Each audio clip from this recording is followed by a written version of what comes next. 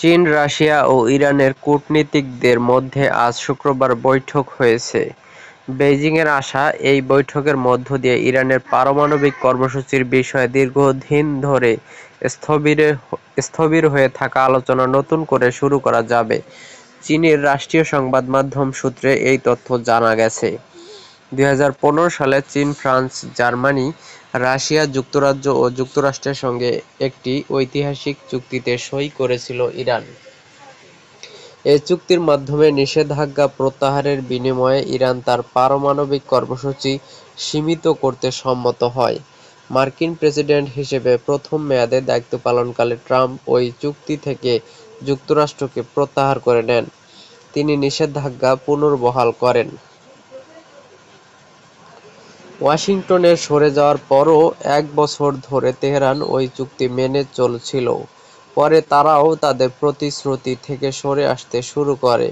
চুক্তিটি পুনরুজ্জীবিত করার প্রচেষ্টা তখন থেকে ভেস্তে যায়।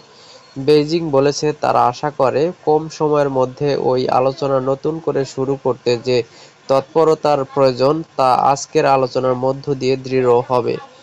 চীনের রাষ্ট্রীয় সংবাদ মাধ্যম সিসিটিভিতে এই বৈঠক সম্পর্কে বলা হয়, তিন কূটনীতিক ইরানের পারমাণবিক ইস্যু ও অভিন্ন স্বার্থ সংশ্লিষ্ট ইস্যুতে পারস্পরিক দৃষ্টিভঙ্গি বিনিময় করেছেন। চীনের সহকারী পররাষ্ট্রমন্ত্রী মা ঝাংঝু, রুশ উপ-পররাষ্ট্রমন্ত্রী সের্গেই রিয়াবকভ ও ইরানের পররাষ্ট্রমন্ত্রী কাজেম গারিবাবাদি।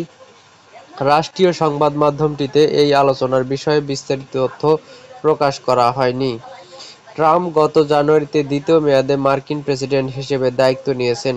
ইরানের সঙ্গে নতুন করে আলোচনা শুরুর আহ্বান জানিয়েছেন ট্রাম্প। তবে নিষেধাজ্ঞা বহালে থাকা অবস্থায় যুক্তরাষ্ট্রের সঙ্গে সরাসরি আলোচনায় অংশ নিতে রাজি নয় তেহরান।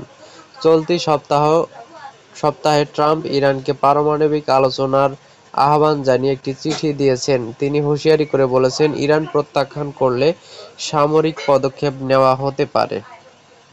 গতকাল বৃহস্পতিবার তেহরান বলেছে, ইরানের সর্বোচ্চ নেতা আয়াতুল্লাহ আল খামেনি বরাবর লেখা চিঠিটা তারা এখন পর্যন্ত পর্যালোচনা করছে। ইরানের পররাষ্ট্রমন্ত্রী আব্বাস আরাগচি গতকাল দেশটির সরকারের আনুষ্ঠানিক সংবাদপত্রকে দেওয়া সাক্ষাৎকারে বলেন, শেষ পর্যন্ত যুক্তরাষ্ট্রের উচিত নিষেধাজ্ঞা তুলে নেওয়া।